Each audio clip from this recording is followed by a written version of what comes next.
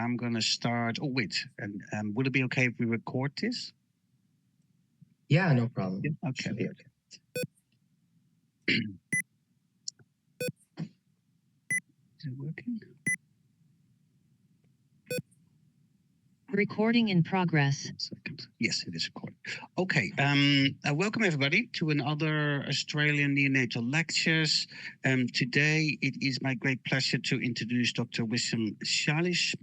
He's a neonatologist and a clinical and researcher at the Montreal Children's Hospital at the McGill in Canada. His research, if you read through his papers, is about a new perspective of respiratory monitoring in the NICU with lots of tools and very interesting sort of ways of looking at all the information we're getting on a day-to-day basis in our babies in the NICU. So, Wissam, over to you. All right, thank you very much. I take it we've already done the testing, so I take it everyone hears me and sees the slides. Yeah.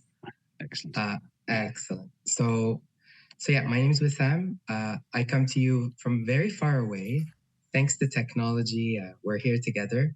Although I was a bit scared that we might not make it because I'm in Montreal and there's a big ice storm right now outside of our house and in the city, in the province. Lots of people have lost power. So I emailed Kurt a few times over the last 24 hours, warning him there's a chance that I might lose power and not be able to make it. But thankfully, I'm here with you. And it's a great honor and pleasure. So thank you very much for the invitation. I will also point out that it's 10 p.m. here. So apologies if I make typos in the way I communicate some of our findings. All right, so I've been dreaming about this for the past several years now, and I'm hoping to get you on the journey with me for the next 45 minutes or so. So let's move beyond tradition and look at a fresh perspective on respiratory monitoring in the NICU. I should mention I have a few disclosures, nothing of which, so the wireless acoustic sensor and the CPAP monitoring system, for which a patent has been filed, there's no commercial or financial interest at the moment. So my objectives for today, I'm going to show you a little bit the current limitations of respiratory monitoring in the NICU. I'm not going to end there. I'll be able to show you some examples of how to harness the full potential of existing vital signs at the bedside in everyday practice. And then we'll look a little bit outside the box and explore new respiratory monitoring avenues. And the vital sign that has caught my attention over the last few years has been sound as the sixth vital sign I might propose. So let's start with the current limitations, maybe the darker side, I guess. So this is what we're exposed to on an everyday basis. We have this wonderful tool at the bedside with lots of flashing numbers. And we are expected to make decisions all the time based on that monitor. But it's very, very rudimentary. I'm going to explore three of those signs or information we derive from the monitor, namely respiratory rate, oxygen saturation, and the infamous cardiorespiratory events. So let's start with respiratory rate. No matter where you are, I've, in whichever form I've given this talk, everyone has a different nursing flow sheet. Some are electronic, some are manual. But the bottom line is that respiratory rate ends up being recorded something along the lines of once an hour, maybe a bit more frequently. But it's just this single spot check of RR. But when you actually look at data from how a baby breathes, they're not breathing at a fixed rate. They're extremely variable in the way they breathe. This is just one example from 3 minutes of data. We know that respiratory rate is highly variable, with minute-to-minute variability anywhere in the 20 to 30% range. This is just one example from 27 neonates, showing how each one can vary in itself, but also compared to others. We also are very limited with what we use to monitor respiration. So we use transthoracic impedance, which is derived from the electrocardiogram. And we know that it has very low agreement with gold standard measures for RR estimation.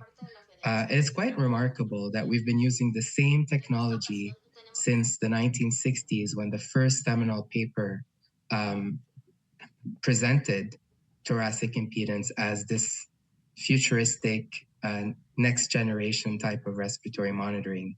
And it's still what we use today. And don't get me wrong, it has really made incredible strides in our understanding of how babies breathe. But it has limited sensitivity for capturing apneas or respiratory pauses. So it's something that I think pushes us to think about alternatives to capture these pauses better. This is an example of what bedside transthoracic impedance looks like. So took this from the monitor in our unit. So you have the rate displayed in red, 30, 32, 37, 35, 26. And this is what actually is what the waveform looks like. And you have like several areas of cardiac artifact and some areas of movement artifact. Sometimes you'll see pauses, but the number doesn't change that much. It's very unclear how these numbers are derived. The manufacturers don't always transparently tell you how they derive these numbers. So you're kind of trying to think backwards when trying to decipher how they came up with these values. And so the displayed respiratory rate is really not very useful, especially knowing that there's all these artifacts and they're breathing at a highly variable rate. So it's quite problematic that we still have it as a number that we actually take the time to record, but we don't really know what to do with it. Oxygen saturation is a story that we're a little bit more advanced in because there's been a mountain of data looking at the harms of low oxygen saturation and high oxygen saturations. I don't want to dwell too much on that, but we know that the studies that from the 5 large trials that were put together showing low targets were associated with increased mortality in neck. And the higher target range was associated with improved, reduced mortality, reduced necrotizing enterocolitis, but at the expense of higher ROP. And of course, we have stayed away from the extremely high targets because we know it causes increased oxidative stress and lung injury. So for those reasons, we're very judicious with our oxygen saturation, but again, we're going by the best we can, looking at the monitor and trying to target the best range. And of course, I'll talk about some of the existing tools at the bedside that we use. But one of the things we want to avoid is not just the highs, but the lows. And there's been a surge of data over the last few years looking at intermittent hypoxemia, most recently from the PREVENT cohort, with almost 1,000 extremely preterm infants who were included. And you could just see when you look at the intermittent hypoxemia range for babies between 22 and 28 weeks, some of these babies can have as many as 40 to 60 events per day in their second to fourth postnatal week. So when you accumulate that over time, we're looking at hundreds of events and a large percentage of time, relatively speaking, in hypoxemia. And we know now more and more, and these are of course association studies, but there's a link between prolonged intermittent hypoxemia and the risk of ROP, the risk of bronchopulmonary dysplasia, and the risk of death or disability. So we take that information, and the ideal situation would be to capture that from the monitor, but most places don't have those tools. And we'll talk about even when you do have those tools, it's not ideal. Most places, at least I can speak for my center, have either an electronic or a manual version of this. This is taken from our site not so long ago.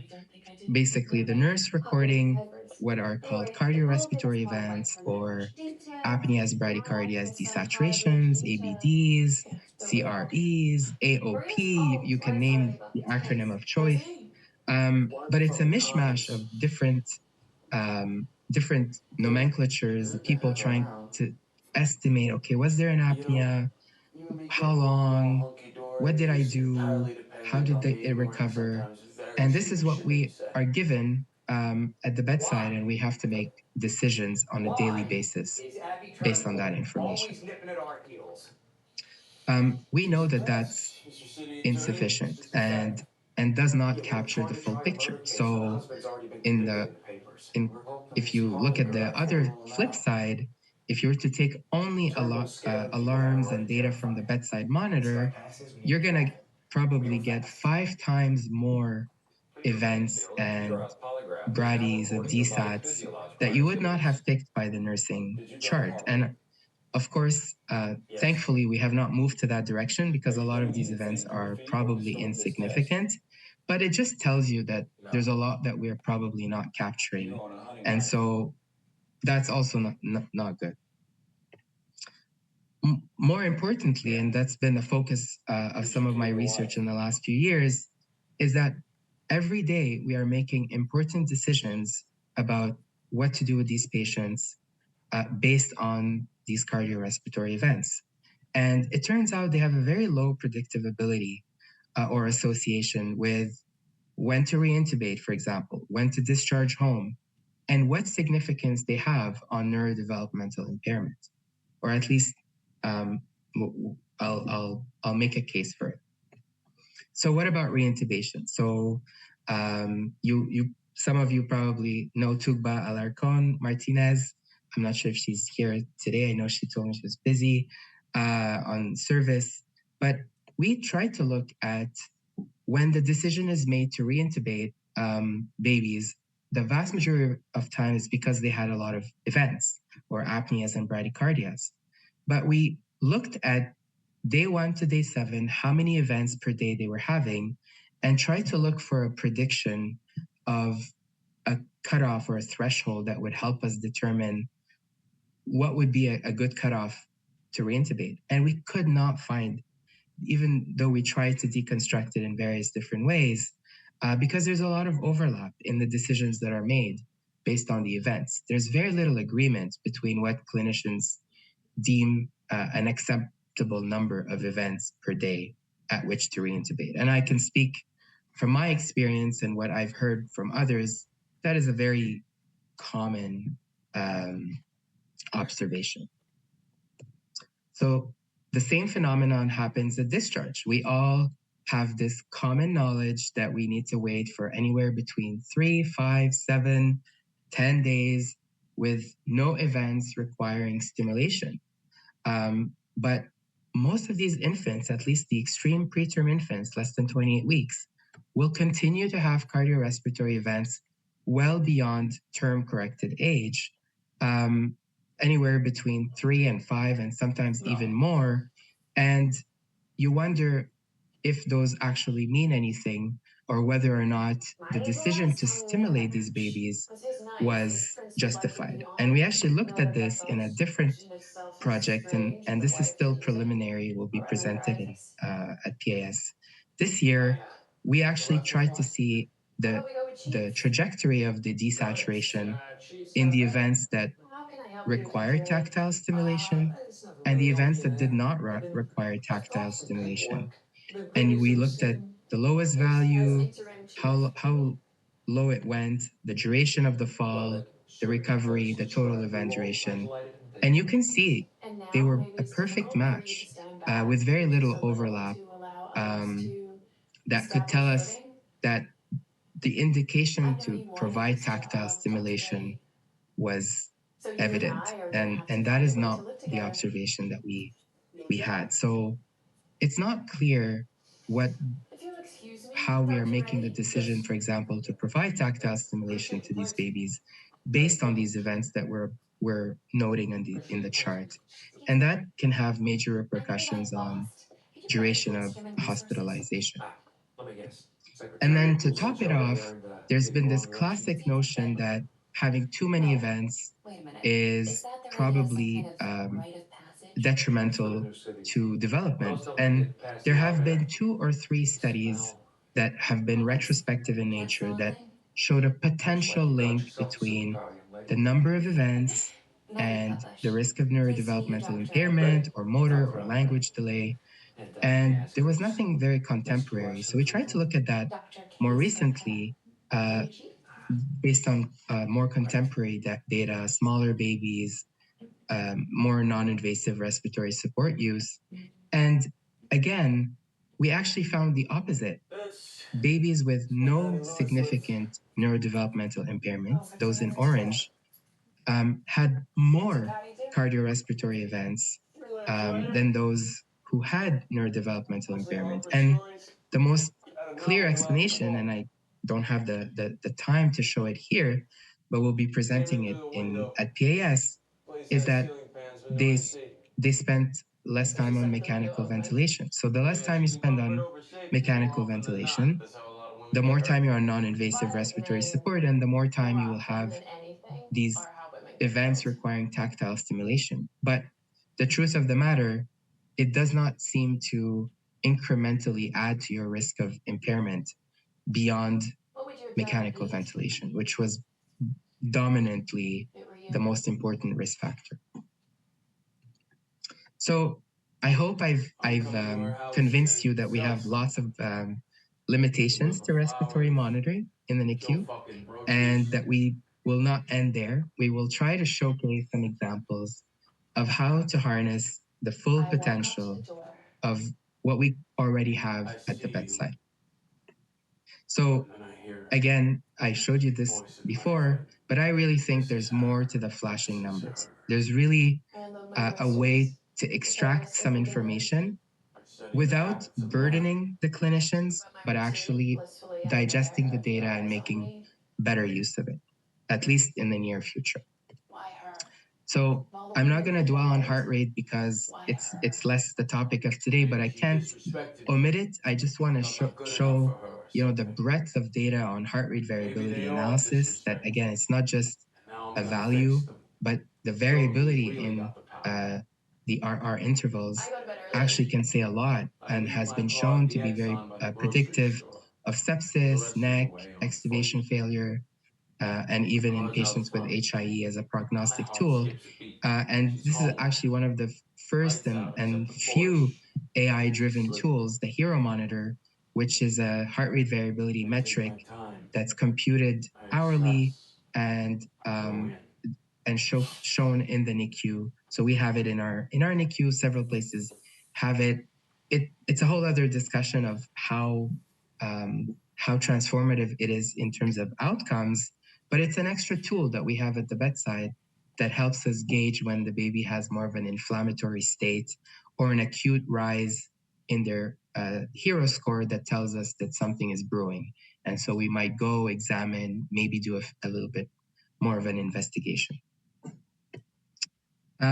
Respiratory rate, I think it's time for us to move a little bit forward, even just with the existing vital signs. So we can actually take the transthoracic impedance signal, and just by some signal processing, filtering of the data, we can improve the sensitivity for capturing apneas from 9 to 64% to as high as 94% sensitivity, just by better signal processing of the data. We also have explored with my grad student, maybe instead of capturing the peaks of each respiration, what if we looked at it from a frequency-based approach? So the idea here is that the signal is made of different frequencies, just like in music, just like in sound of anything. And let's say in this case, you could see that there are 3 dominant frequencies, each with a respective rate, and that's how you would compute your RR, as opposed to a peak detection method. The peak detection methods might be problematic if there's too much noise or too much artifact in the signal. So we actually found, again, in a simulation type of study, that a frequency-based method was associated with less error in the estimation of the ground truth heart rate. And this is another example where I think we can do better. We don't see that in current monitors, although the new Philips devices do offer the option of showing a histogram. But this is a patient who from time point A to time point B, it looks like nothing, but when you look at their histograms, you see there was a shift in the distribution. So it's less about the value, but it's about the actual ranges and variation. And there's been a depth of data and studies that have shown a predictive value of respiratory rate variability for prediction of infection, extubation failure, and so on. So the way that it's currently on the monitor is better, but I think there needs to be an improvement in how it's displayed. And actually that brings me to the same point about histograms. I maybe if there's time at the end, we can interact and you can tell me if that's something you use in your NICU. I certainly have started using the histograms in our NICU more and more. I see value in it. It's nice to see the range and see where, if we're meeting targets, if we have a patient who's spending too much time in intermittent hypoxemia, and we can make decisions based on that. But I do have some caveats, which I will spend a few minutes on, because I think anyone who believes that this is the end goal, I think we have a lot more we can gain from these oxygen saturation profiles. Number one, it's one thing to show the distribution, but which patterns of intermittent hypoxemia actually matter? It's not enough to just say there are some. Where do you draw the line, and which patterns actually cause problems to the brain, the eyes, the gut, and so on? So there's some data that suggests that it's the frequent and prolonged events that are problematic. So less than 80% for more than 1 minute, for example. Others will argue that it's the clusters of events that may be worse than isolated events. And then there's more animal research that suggests it's not so much the drop, but it's the drop followed by the overshoot and staying in that high because the clinician has increased the oxygen, then they left to do something else and come back, and now the baby's satting 100%.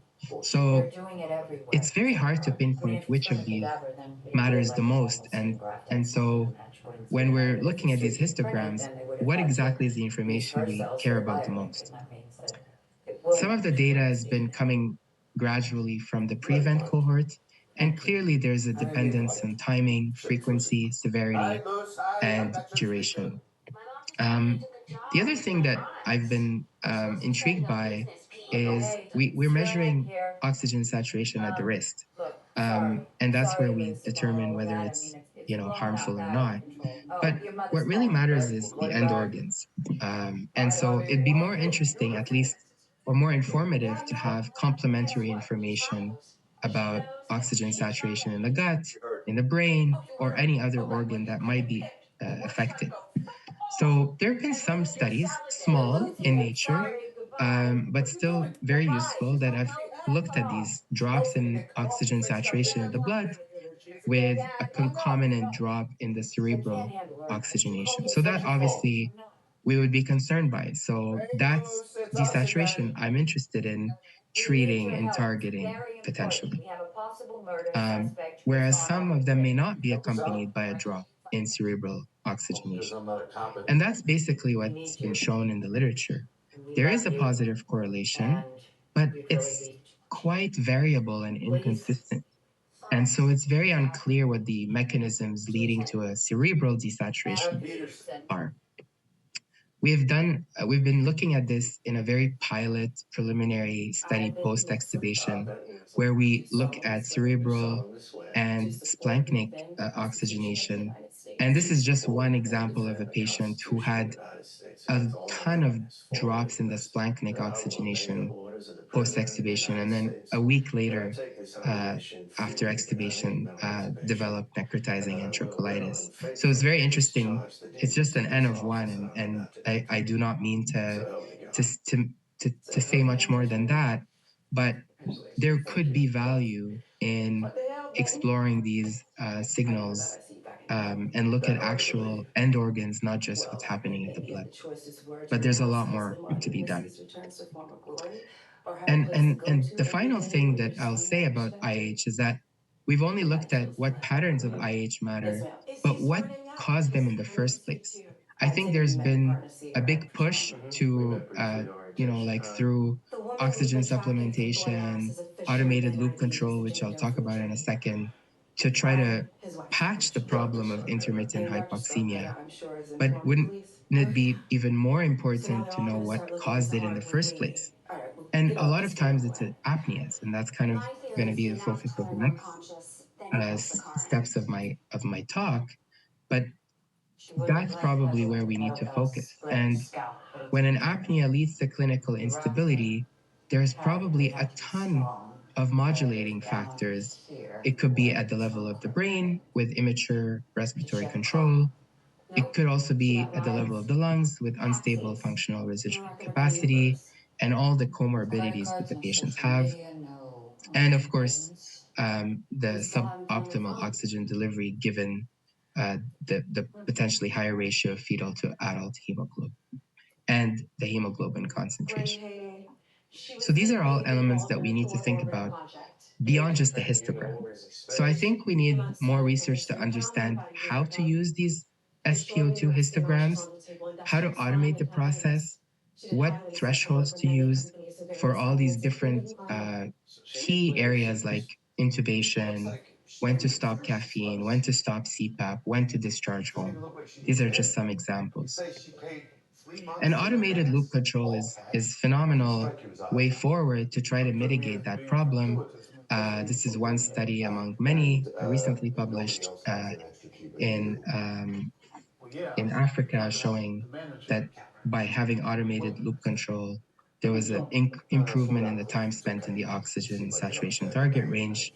But of course, one thing that we have to be careful about, some centers who have been using it regularly have commented that if you don't pay attention to the actual hidden alarms, then you may miss the fact that the baby was having a lot of events, for example, and the system was just compensating. So it's important to, again, look at what's happening behind the monitor. And also for anyone who has used these histograms, they're not very friendly visually. So I think it's time to move towards more advanced analytics and smarter dashboards that can explain that data in a smarter way. So that's really the way forward. And as far as looking for the etiologies of these intermittent hypoxemia, I know Australia has been a leader in the field of looking at things like electrical impedance tomography, pulmonary function testing, lung ultrasound, hemodynamics assessment, and of course, apnea detection and classification. Putting all of that together, I think we'll have a better idea of the source of the problem as opposed to just patching the instability itself. So with that said, I hope I've convinced you that we can use existing vital signs and the existing bedside monitor to do a lot more than what we're currently doing. And finally, what about sound as the sixth vital sign, and what kind of led me to that avenue? So what are the sounds of the NICU? This is your typical NICU. We have alarms, incubator doors, pumps, ventilators. We have the baby crying, baby's breathing, the body sounds. We have people talking, laughing, reading, singing. And we don't use any of that information, almost never. But sound is more than just noise. There's a lot, as it turns out, of information we can derive from it. There's more than meets the ear. A baby crying, there's signature information in the way that they're crying that can tell you about their well-being. There's some good studies in babies with hypoxic ischemic encephalopathy that have indicated a signal there worth pursuing. Of In the back course, seat. traditionally we've Was thought there a of computer somewhere working there? sound for noise levels and Then we trying might to have reduce met. that to Sure, we might prevent have. hearing impairment. Wow. That's something that's There's got to been be a a connection on the thing, focus, and at that was least the key. maybe not more Professor Heather. recently, but May I for a see? while it was an important focus. And now Why new are you? monitors have Oh, I'm Maggie Kotbush, decibelometers that Union make sure Secretary. I'm you afraid don't there's go an above urgent the matter. decibel. But I think there's room to go even Yeah, beyond okay. that, because Sure. sound is not just loudness, but it has different frequencies. The And as major it turns lady out, wants to keep dialogue different alive with me frequencies because might someone harm did, the and ear she's fairly in a sure it wasn't completely me. different way. What does that mean? So Then someone there's tried to definitely remotely room break to into your explore that computer and hook further. up the Peterson case. What? Uh, I've of been course, hacked. Yes, that's the word. sometimes Hacked. sound is very beneficial, Fuck. whether it's the parental voice or music Did she say who it at the was? She bedside. didn't know. And that's And something that's also, been studied didn't know if it was the first one. increasingly more in recent years. And what I've been focusing on more is the properties of body sounds. So primarily respiratory sounds, but also cardiac activity and bowel sounds. The stethoscope has come a long way. The first one invented in 1816, as you can see, by René Laennec. It didn't look anything like what we have today. And we've moved from the traditional stethoscope to the digitization of respiratory sound with the electronic stethoscope. And the most recent stethoscopes are incredibly versatile and small and super, super clear in terms of hearing capabilities, and can be converted and placed on a computer. So there's a lot of potential there. And this was kind of what led me to reflect on ways that we could take that type of technology, but put it in neonates, because we use the stethoscope on a daily basis, but it would be the only way to capture airflow continuously. But you cannot take the stethoscope and just tape it on a baby. It's just, even the smallest ones are too bulky to put. And so we needed to think of a way to have something a little bit more permanent. So current limitations of the stethoscope is that it's an intermittent assessment. It cannot perform simultaneous measurements. You just can have one person at a time, except if you're using those newer digital ones. And it's subjective. So this is kind of how we thought of better harnessing the power of sound and started dreaming a little bit bigger. This is my team at the NeoBeat Lab, where we were trying to harness sound for various different things. And so I'll show you a little bit of the work we've been doing. This is our baby that we kind of started working on with Northwestern University. It started with some prototyping at McGill with our engineers. Was nowhere near what you could see in front of you now.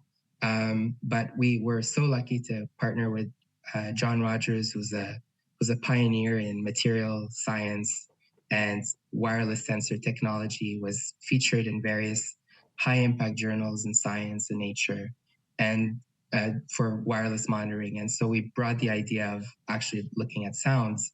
And so we came up with this device that basically has two functions. It can capture airflow through a body facing and ambient facing microphone. It's the same type of microphone that's on a phone, on one of your phones. So it's a MEMS microphone. And there's a body accelerometer through an inertial measurement unit that captures chest movements. So you get both chest movements and sounds simultaneously, which is different than the existing leads, which can only look at chest movements. So this is wireless. It's a tiny patch that goes on the suprasternal notch, and it transmits via Bluetooth the information of the sound and the chest movements. And so we designed, developed, and tested this under the first project called the Dream Pilot Project. This work was published a few years ago now, and all the babies were studied at the Montreal Children's Hospital.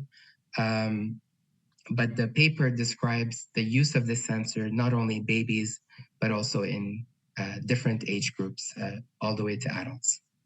So this is where it's placed. And these are rib bands that we used for comparison along with the thermistor for airflow monitoring. So first of all, we found that the sensor was very accurate in terms of respiratory rate detection.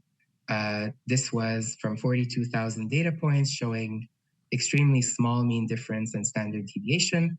We're just in the process of writing up a bigger sample size and cohort that pretty much validates this work over a more prolonged period of time. We can also, I think this is the key feature, is that we can quantify airflow. So when we compared with the pneumotachometer, you could see, for example, on top the pneumotac and bottom the microphone from the acoustic sensor, you have areas of increased intensity, lower intensity, and no intensity. And in fact, these were representing increased airflow, reduced airflow, and absent airflow, such as a small pause or an apnea, depending on the definition you use. And when we looked at the normalized intensity of the microphone and the pneumotac, we found a very high correlation between the two, suggesting that we can't just say airflow yes or no, but we can actually measure the quantity of air going in. Because as it turns out, and this is the same for adults and children, purely obstructive apnea is not very common. It's most of the time a hypopnea or a partial airway obstruction. And those tend to be called mixed apneas or be called various different things. But I think that's an area that has not yet been kind of studied. Yeah, it's just something for Pete. We can also cancel noise. So this is just an example of what if the baby's crying. Hey. And My girl. and now we'll show you. Stop it. I'll be back.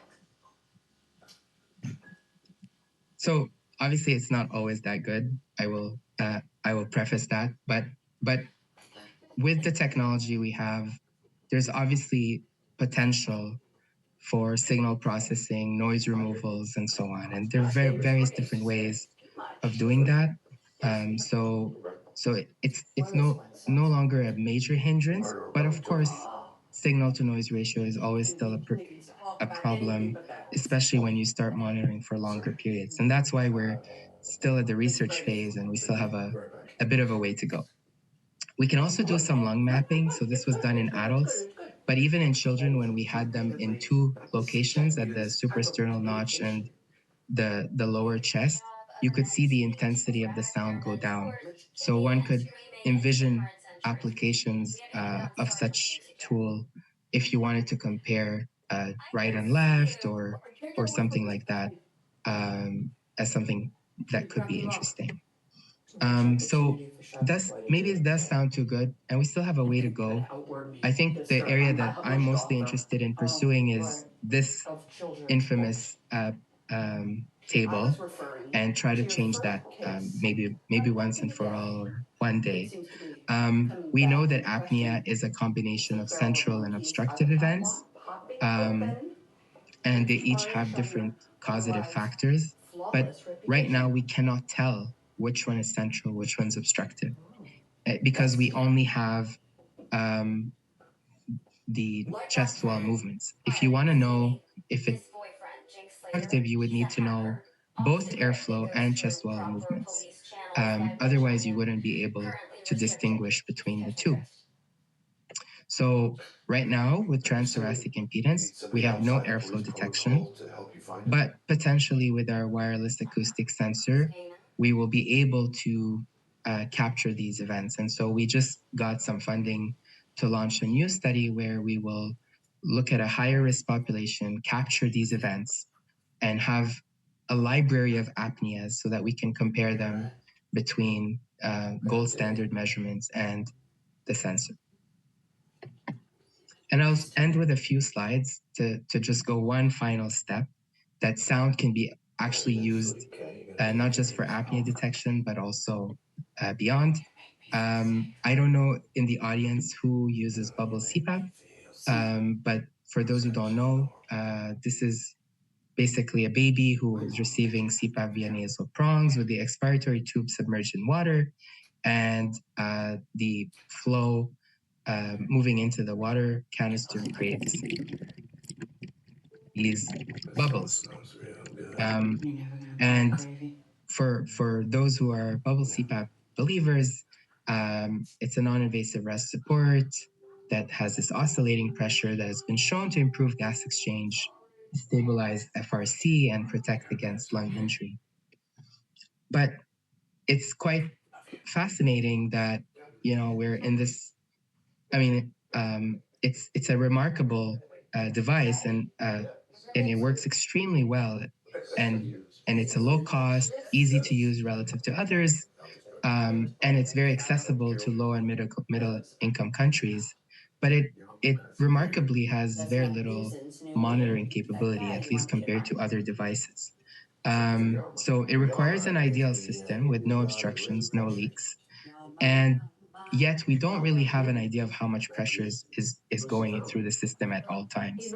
We kind of just gauge when the nurse, clinician, therapist does their assessment at the bedside, but it's not necessarily continuous. We actually, this is again work that Tugba had done in an interdisciplinary survey across NICUs in Canada, showing that almost 50% of respondents felt that obtaining effective results on non-invasive respiratory support were challenging. It's very hard to keep the mouth closed, to prevent leaks, to have the optimal positioning conditions. And so better monitoring could be a potential remedy for that, at least one part. So we've been looking at using bubble sounds as a way to better assess system and translated pressure, leak identification, and we're exploring avenues for using sound for lung compliance. Unfortunately, I won't have time to talk about that, but happy to answer questions. Because it turns out that pressure monitoring itself is very costly. Anyone who's used it will know they're very flimsy, very expensive, and not easy for regular use, whereas a microphone that you can just put on a water canister would be very easy to do. So for our experimental setup, first we started on mannequins. This is what we had. We had a microphone clipped to the canister. We had a pressure catheter in the expiratory port. And then we had an audio signal and a pressure signal from which we derived sound and pressure metrics. And in a first model on bubble CPAP with no leaks, we were able to show that the bubbling sound amplitude correlated very highly with the measured pressure in the system. So you don't need pressure monitoring, you just need the sound, and it will tell you how much pressure the baby is being delivered, not transmitted, but delivered. And we've done that now with leaks, and we found the same observation, of course, as long as there's bubbling. Once the bubbling goes, then we can't do much estimation. But these are all very promising results, and we've started with a clinical study. We have 15 patients enrolled, and so far we are seeing very comparable results. But the thing that we need to work on is accounting for variability in noise and movement and things like that. So that's part of the work in progress. So we're hoping that, again, by using sound, an acoustic-based, smarter monitoring system, we can provide better quantitative metrics. And so I will end there, and I'm glad I finished on time, but I hope that I was able to show you that the future of respiratory monitoring in the NICU is exciting, is achievable.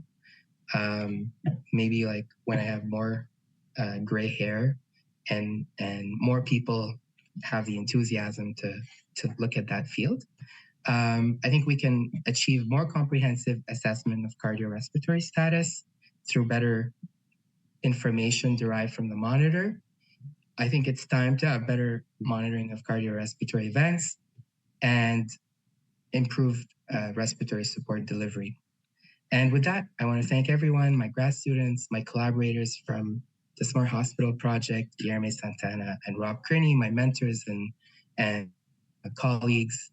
and collaborators at Northwestern and the granting agencies. So thank you very much.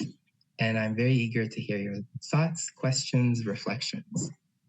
Well, thanks, Wissam. That was, amazing work in a field which, I don't know, we just take it for granted, isn't it? And your whole talk starts talking about the current monitoring parameters we use to detect and describe cardiovascular events.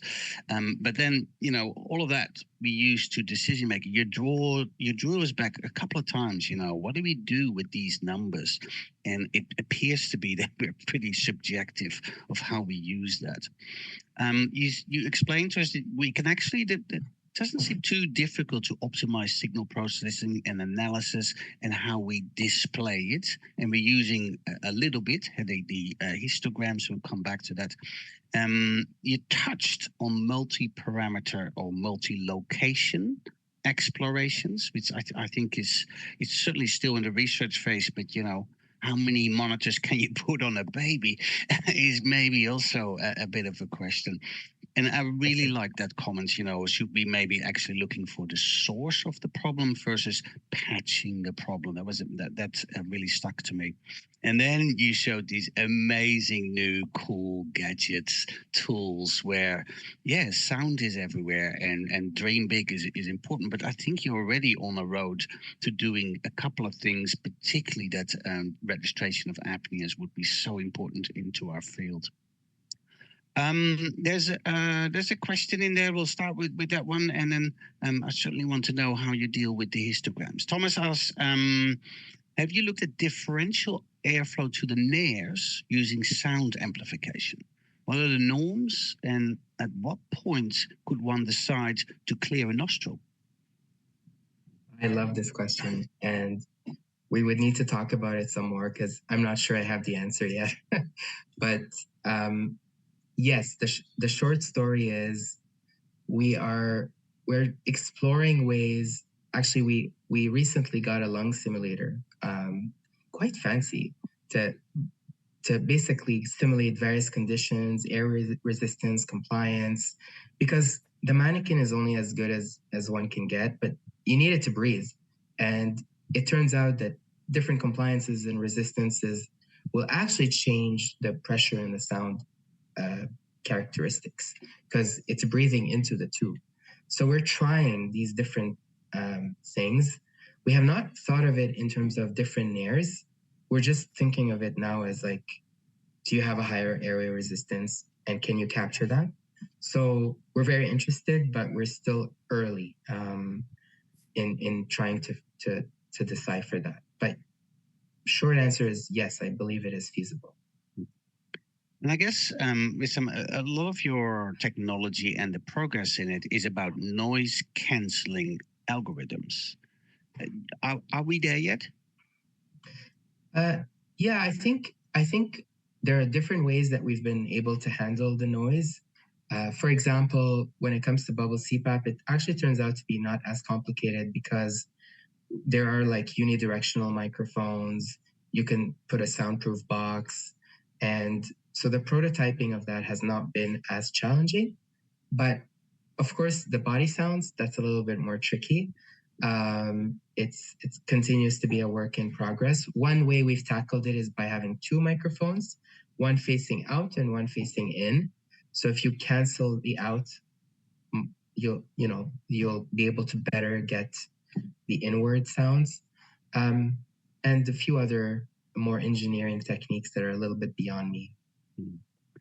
Yeah. You mentioned the histograms, particularly the saturation histograms. I do think now more and more, I think almost everybody is using them. It is relatively simple. I also look at the histogram of the respiratory rates, but of course using plethysmograph, not your important techniques. I think always the issue and the question there is, well, you have this information and now what? Can you give us, how do you do it? Let's start with the saturations. Yeah. I use it only because I feel this peer pressure of using it, but I feel the same way as you. and we recently presented at the Canadian Neonatal Network, and there was a pro-con debate about that as well. And part of the issue is what is too much? What is acceptable? Where do you draw the line? And let's say, I think if you can protocolize it, then that's great. But then, are we like overthinking intermittent hypoxemia to a point that it's a little bit maybe too much? Do we know which ones matter? So I'm a bit hesitant to like embark fully on them. I wish we could do it more in a research way. But at the very least now, that's why I talk about it, just to raise like questions without closing the door. It's the same for automated O2. I feel like it's the way to go because it's better than status quo. The status quo is no longer acceptable. It's just a matter of how do we better present the data and the so what. Like we need more research instead of just stopping there and saying, okay, we're good with the histogram. So a lot of these new interventions and new sort of support system and what you design and research to then get it into clinical practice often requires a manufacturer and rules. Yes. Do you think these rules are limiting us or are they helping us? Not helping us. Although I will say, like, I have mixed feelings. I'm always very cautious about, even though I'm here talking about new gadgets, I think we already have a lot of gadgets, and we should be cautious of adding a new gadget without really understanding what impact it has. So we recently wrote a commentary about EIT, electrical impedance tomography, and how there's such good research showing how useful it might be.